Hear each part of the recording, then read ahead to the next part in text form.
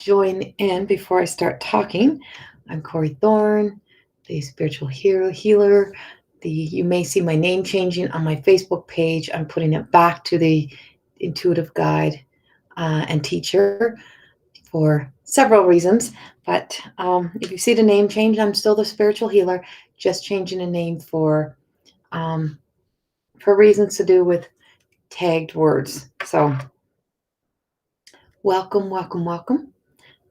Just making sure that I am up and on.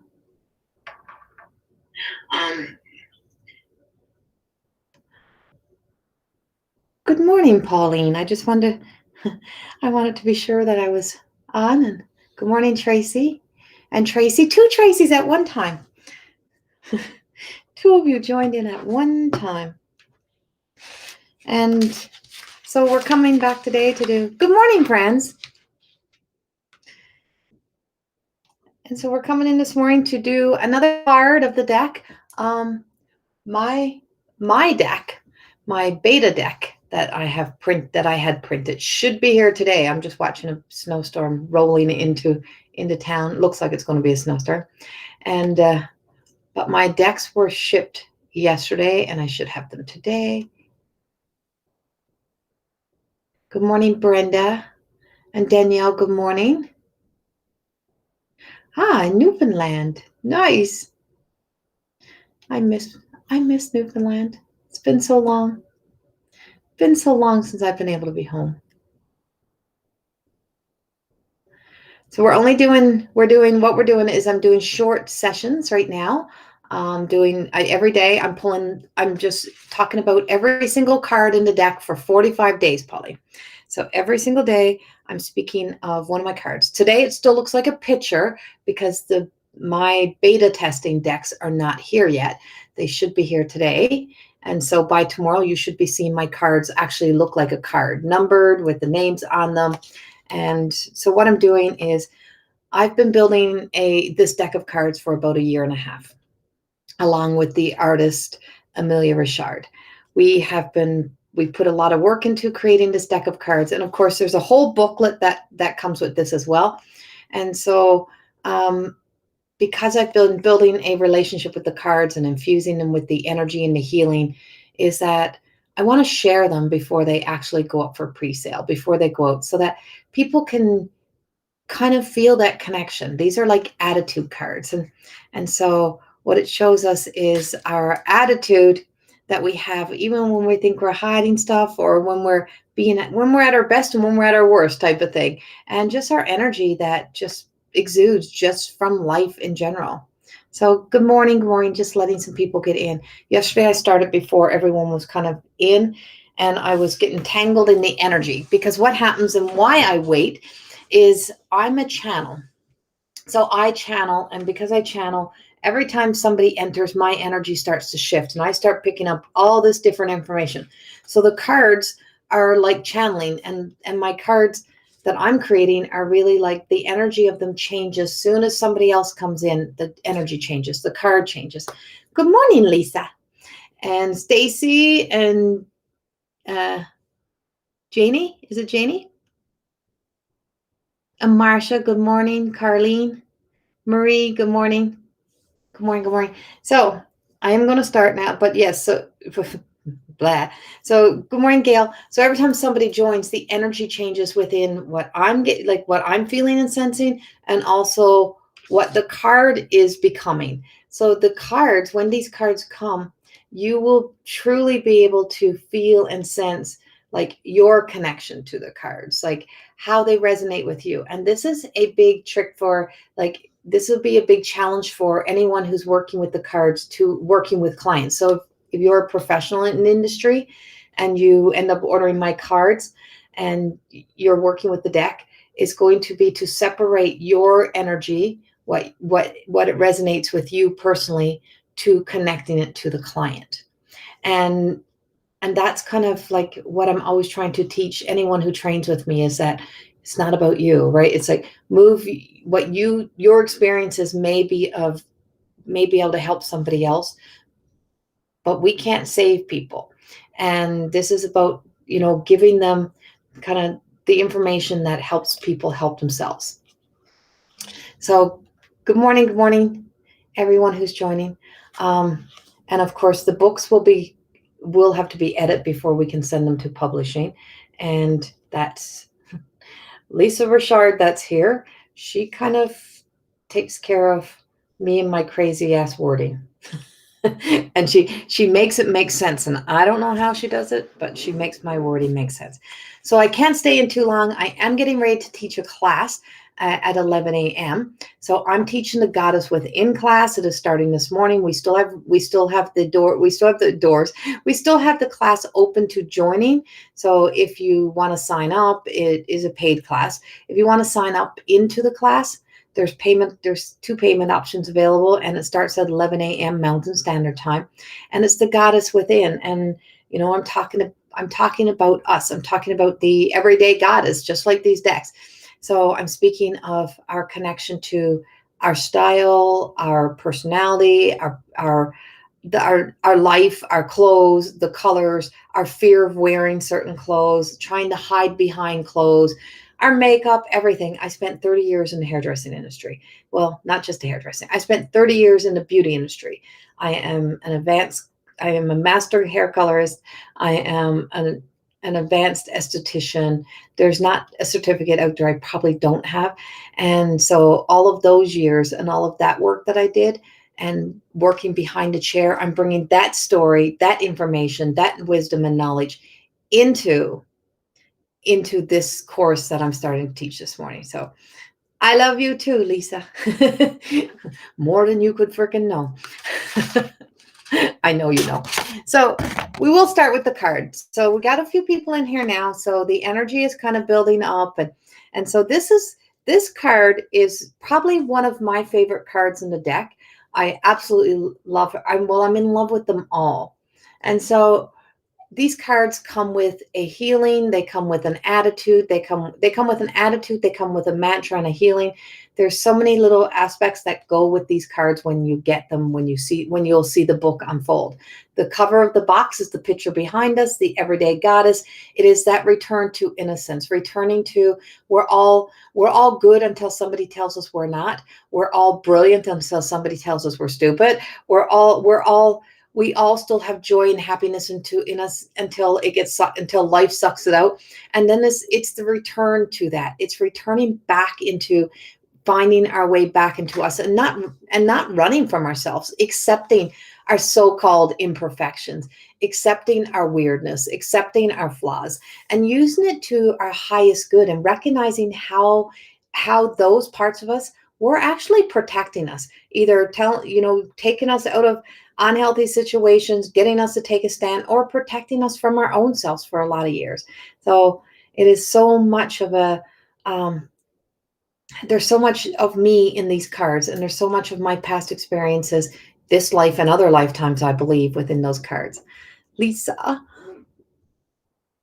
that is friggin' fantastic. All your past work comes into the new work in a brand new way. Fantastic. Yes, I know. And so as I'm going to speak of with this card a little bit, is that after I left my career, I left on a high. Like I left still being booked up 6 weeks in advance, booked.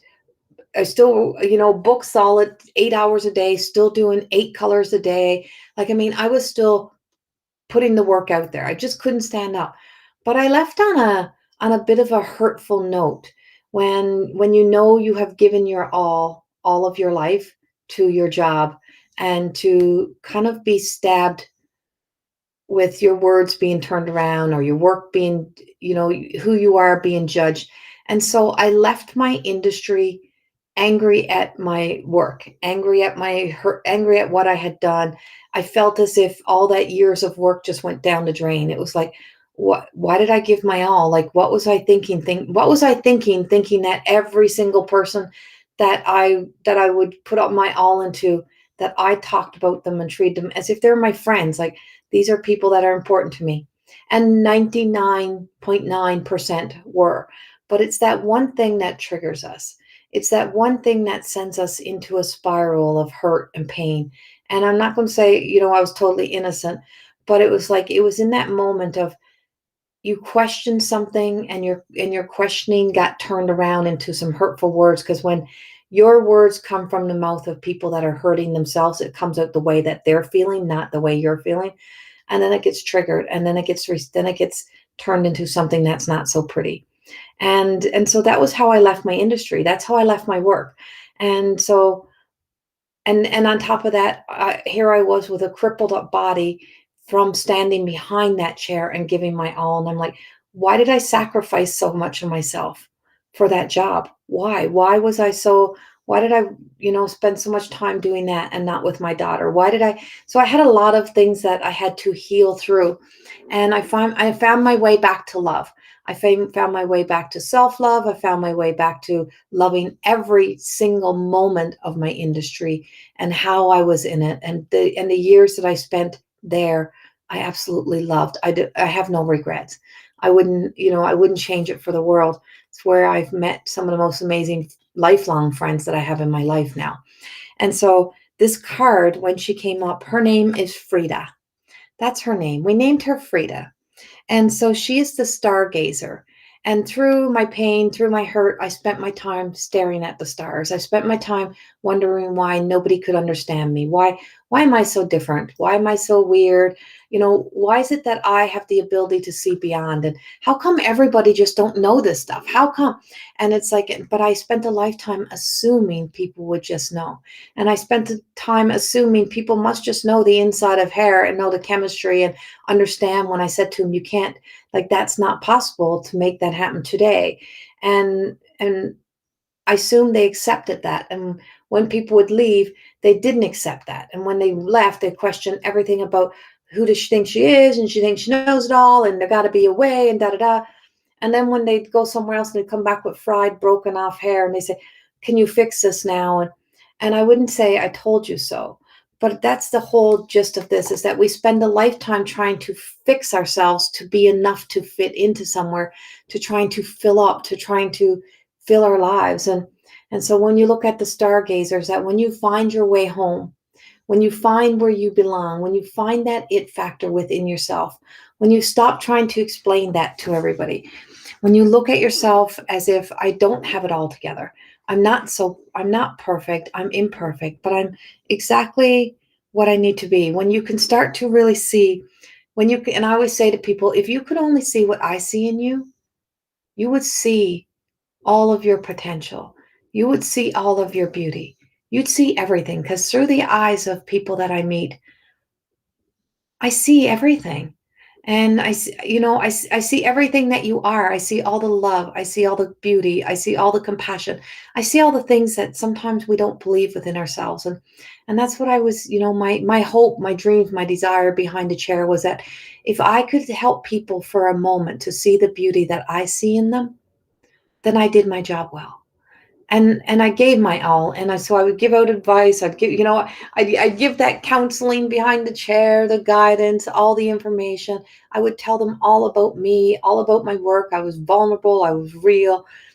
And it was like, it was one of those things that you just start to realize most people don't want to hear the truth.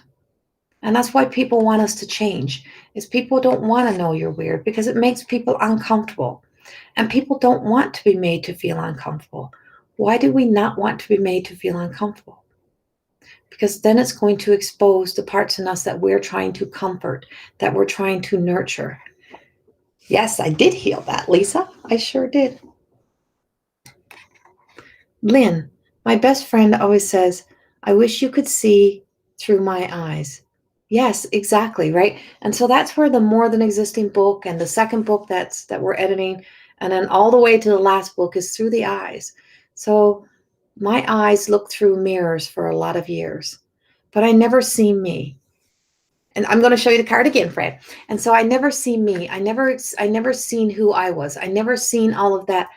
I was always looking in the eyes of somebody else. And through those eyes, I had so much compassion because I could see bits of me in each and every person. And that's what, how could I see? I can see the good in somebody else, but how can we not see it in ourselves, right? And so this is the card. She's Frida. She is the stargazer. So she's coexisting in two worlds. right? And we're always coexisting in two worlds. We're always trying to be in this world and that world. We're always trying to make ourselves belong somewhere, trying to make ourselves fit somewhere, right? Where your sister wrote a program for junior high kids called Where You're Weird. It's amazing, except you for you. Yes, exactly, right? And yeah, and I wrote the grown-up one, which is called More Than Existing. It's the home where everybody belongs, where you don't have to be woke to belong, where you don't have to be a certain person to belong, where everybody belongs in More Than Existing in Corey's School of Magic. And not all my programs might not be for everybody, but there's a lot of other programs in there. If I'm not for you, there's going to be somebody in there that's for you. And when you accept that you're not for everybody, you stop trying to belong somewhere. And so when you look at her, I'm going to read. So this is her. So you should see her in a card. Like I'll show all these cards again when my deck comes today or tomorrow. So if you could see, sorry, I need glasses. This is little tiny writing that I write in the dark. I write like on my hand that I put somewhere. If you could see what I see, you would believe. The door, you would believe. And this was the little statement that goes on the top. The door, the doors do not open life. The doors do not open a life that you do not live. So if you do not live within your life, if you do not take the opportunities to just be you, to be present as you, and then you're wondering why nothing's working out for me, why doors are not opening, why life just seems to be going wrong, why do I choose the wrong relationships, why do I choose the wrong people, why? Is because you're trying to live as somebody else. You're trying to live in somebody else's dream, somebody else's story, somebody else's truth. And so it's not opening for you and it's not working for you. And because it's not your life, it's not your life. So if you're living as your all of the essence of the parts of you you're trying to run away from instead of your truth, instead of who you really are, or you're trying to compete with other people and be like somebody else, everything crumbles down around you. The best advice I ever got in my life was many, many years ago. And it was, if you try to live somebody, if you try to take over, if you try to steal somebody else's dream, if you try to steal somebody else's work and make it into yours, if you try to make yourself into somebody else, it will always fail. It will always fall apart. It will never work because it was never your life. It was never your dream. And so by taking what is not yours and claiming it and accepting it and trying to mold it into you, then when you do that, your life will never ever fall into place. The doors of opportunities that are for you will not open. The doors that you try to open that were somebody else's will close because the gatekeeper at the door will look at you and say, "You're not the one we were expecting. You're not the one." And then the doors that are for you, your gatekeepers stand there waiting, saying, "What happened to her? Where did she go, or him? Where did they go? We've been waiting a long time." And they stay and they patiently wait until the day that you decide to walk in your own shoes, to take your path, to go your journey. And when you decide that to just show up as yourself, we could be talking a lot of the same language. But if it's not authentic, if you're not authentic to you, if you're not you, then your life will not be the life that you dreamt of. And you're wondering why am I sad, why am I depressed, why am I constantly trying to find something that suits me, why do I keep saying when I walk in store, I don't know what suits me, I don't know what to wear, I don't know who I am. Or when you love a hair color but you will never wear it because somebody else is going to laugh at you, or somebody else is going to judge you, or your husband don't like that on you. Oh, I can't be that because my husband don't like that, my husband likes long hair, I want short hair. You see all of this and how that really truly starts to form us into who we're supposed to be. Or all of my friends went to this one hairdresser, so I went to that one hairdresser, but it didn't work out for me. Well, because it's a relationship, and everything is in relation to what is in alignment to you. It's in relation to what is in alignment to you. And when I always say, I may not be for everybody, And just because somebody else may say I work really well for them, and then you come and someone comes and say, well, they didn't work for me. Well, it's because you were closed off to the possibility that it could, because you were not coming at your own free will. You were coming because somebody else was telling you. When people come to me, I say, it's that drive. It's that I just feel like I need to be there. I feel like I heard her speak. I needed to be there. And that's what aligns. And that's the alignments. When you feel it, when you feel it inside of you. It's funny. I just got a message from my daughter show up, and they just went to check out the day home where my granddaughter was thinking about, where my daughter was thinking about putting her daughter. And she said she fit in great because it aligned. There was a sense of alignment, and your life has to be in alignment. And when you are in alignment with you, mind, body, soul connection, when you're in alignment with your whole self, the Trinity, when you step back and away from all of the other drama, judgment, that clutter in our heads, and you just pause and you sit peacefully with you, and you sit with your own light, like she's holding her own light. When you sit with your own light and you just patiently wait, and you start creating, you start learning, you start discovering, well, what am I? And I always ask that in More Than Existing. It's not who are you, because every time I ask who somebody is, they'll give me all the roles that they play. Well, I'm a mother, I'm this, I'm that. Yeah, but what are you? What are you? I asked about you. I want to know about you. I didn't ask about your children. I didn't ask about your partner. I didn't ask how you show up in that role. I ask about you, because that's the problem. We don't take time to sit with ourselves and ask what we need. We think we get, caught up in what somebody else has, and we look at it and we stargaze into other people's lights. And I would say there's this thing called imposter light. And the imposter light energy is when we get so caught up in trying to imitate the art, imitate the creation of people that you are seeing, like in Instagram, in Pinterest, and all those places, that you get so caught up and you try to create that to be your light. It's like comparing yourself to a filtered world. That's creativity. They are creating that image to present to you. That doesn't mean that's exactly all of who they are, because not everybody's going to be willing to show you their unmade up selves. And that's their personal choice. There's stuff that is sacred to people, and they can hold that to them. They don't have to show you all of them. An actor, an actress, you're seeing who they are in a role they're playing. You don't know who they are. You don't know what they are. You don't know what they like. You may know the name of their children. You may know the name of their animals. You may know what city they live in, because somebody told you. Somebody was snooping into their lives and found all of that information, and they live, you live an exposed life, but you don't know them. So when I'm asking someone about them, this is me saying, I want to know all of you. I want you to tell me about you. What do you like? What do you dream of? What do you desire? What hurt you? What hurts you? What do you love the most about yourself? Those are the things that I'm seeking and searching, because those are the things that most times nobody in our lives stop and ask us. From behind the chair, I would always ask the questions. What do you not like? Because when I ask people, what do you like? Oh, I like a lot of things. I'm not really that fussy.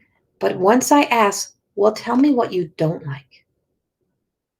Tell me what you don't like. When I ask what you don't like, holy shit, the list got large. As you can see, I need my hair done. I was supposed to get this done yesterday. That didn't happen. So hopefully today.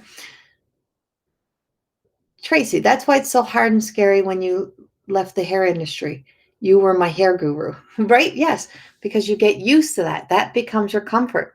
And so when we have to start, when we look at what we don't like, ask yourself what you don't like, right? And so when I look at this card, and instantly it's like we get drawn to the things that attract us first, right? Or you either get drawn to the things that attract you, or you get drawn to the things that feel like they're dark. Whichever one that you're looking at, that is telling you a story. Are you seeing into the dark? Are you seeing the light? So when you look at, because I have the ability to see beyond, I actually can see all the way into the black hole. Like, I mean, that's just, and inside the black hole, there is light. So even in our darkness, there is light. So even if we're in our shadow self, even if we're living fearful, there's still light. You just got to always find the light. It's like always finding the positive, finding the good thing, find the goods about you. If you find the things that you don't like, you spent a lifetime pointing these out. So now let's reverse it and let's find the good things. So when we look at her, to see you as if you are the center of the universe, to see you as if you are living in all of your power, love power, not being in control power. When you learn to let go of control power, you learn to trust. And do you see yourself as the center of the world? Do you see yourself as like, the most important thing in the world today is me? How many people wake up and they say that? Well, that's your job today. Right, exactly, Marie. If you could see what we see, you would fill the room and more with all your love. And so I'm learning that. It's like, and so if you just seen the post that I posted about my very late last night moment that I had with the light of God, you see me post about being told to look up and look in that mirror. That mirror is how I wrote all of my second book. Every time I'd walk past a mirror, it would be a story that would come up. And so when you can look into the mirror and not have any judgment, it takes you making a choice to choose to believe. We are so much more than the one-dimensional world. So you're so much more than the human existence that you have been creating and living in. You're so much more than what you do today. You're so much more than what you did yesterday. You're so much more. So if you look at yourself beyond what the roles you play, if you look beyond your belief system, if you look beyond the whys. If you go a little bit deeper with self, it's amazing what you can start to discover with yourself. And so let's see. So when you don't, so when you're not believing, so when you're still judging all of you, when you're still wrapping yourself in protection and in like protection of fear instead of protection of love, the attitude that starts to show is like complaining, um, complaining, frustration, outward anger, projections of anger that just like we kind of get nitpicky. We start picking at people, we start picking at ourselves, we start picking at the world, we start to complain about everything. We get judgy about ourselves and about the world. When you start to accept this, when you start to see yourself a new kind of you, the alien of you is what I call it. When you see the alien of you, when you see that person of you that you were so trying to hide away from the world, because God forbid if the world see all of you, God forbid that they see you're this alien form of you, because somewhere along the line when you showed the alien, it scared somebody, or it made somebody respond in a way. So when you start to let that out, when you start to live by in your own dream, in your own story, in your own reality, and not an imposter to any light, or you're not so caught up in being attracted to the imposter light. When you find the faith inside of you and you start to believe in something that's outside of us, that doors of opportunities open when we walk our own journey, walk our own path, when we step into our own light, when you let yourself be seen as you. So she also has a reverse in her. And so when she's up in reverse, when she's up like this, and I didn't have her in reverse, the girls put her in reverse. And so she's like, when she's upside down, she's like, I don't have it all together. I'm just fucking hanging on to this world today. I'm just there. And she's turning her back against everything like, she's just like, I'm shutting out the world today. I'm done. I'm just going to stay in my own world. And then when she comes up, she's got it together. She's figured out who she is. She's on top of the world. She's living on top of the world. She's got her shit together. She can conquer it all. When you know what you are, when you know you're wise, when you know that you can walk in your truth and not give a shit what someone else thinks of you, that you're accepting you as you are, but you're not being mean or cruel of anyone else. When you have compassion, when you have such compassion that you can feel it oozing through for you, that you can cry for you, when you can have a tear on your cheek for you, now you know that you're starting to live on top of the world. Now you know you're starting to look into the right light. And that takes having to come into alignment, bringing yourself into alignment with you, being at peace with you, and finding peace within.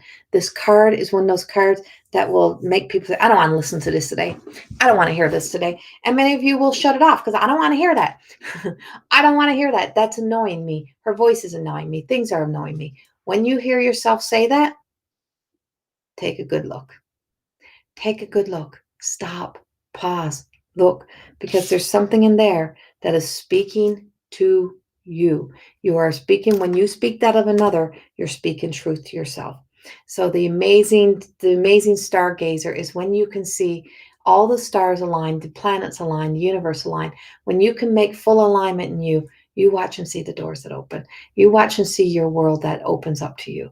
And that's when you know who you are, because you've definitely taken a claim to what you are, and you've made yourself a priority to start to dig a little deeper about your likes and what matters to you.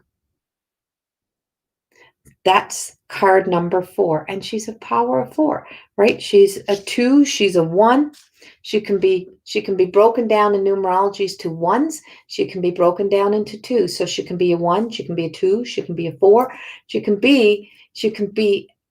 don't have to be a number 1 in the world and still be a number 1 in her life. The world can see her as a number 2, but she can still be a number 1 in her life in the eyes of the guides, the angels, the spirits, whatever you believe in. I don't care what you believe in. And it's like whatever it is for you, then if you could see yourself through the eyes of the magic of the universe, of the God consciousness, of the Christ-like, of the stars, whatever it is, if you can see your eyes or see yourself through the eyes of somebody who loved you so unconditionally that all you were was perfect in their eyes, even on your worst day, now you're starting to get somewhere. Now you're starting to see you. And so I hope today this card helps you in some way.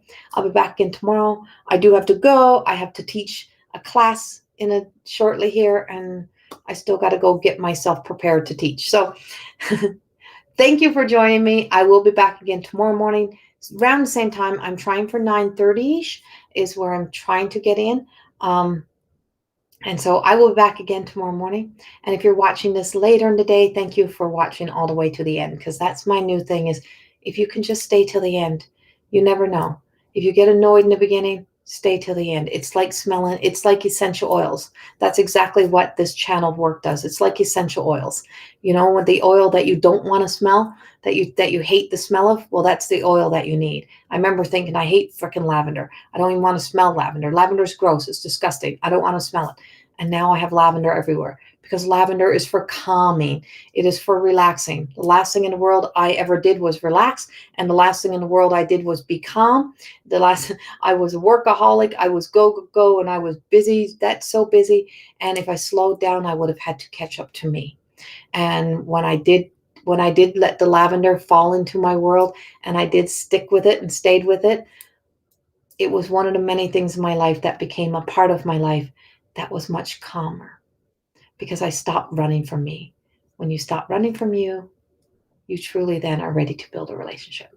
So let your weird, wild self, if you're a little bit alien, let your alien out. Not your monster out today. Let your alien out. Leave the monster at home and let the alien out. And be that version of you today. And watch and see how your world will feel so much better today.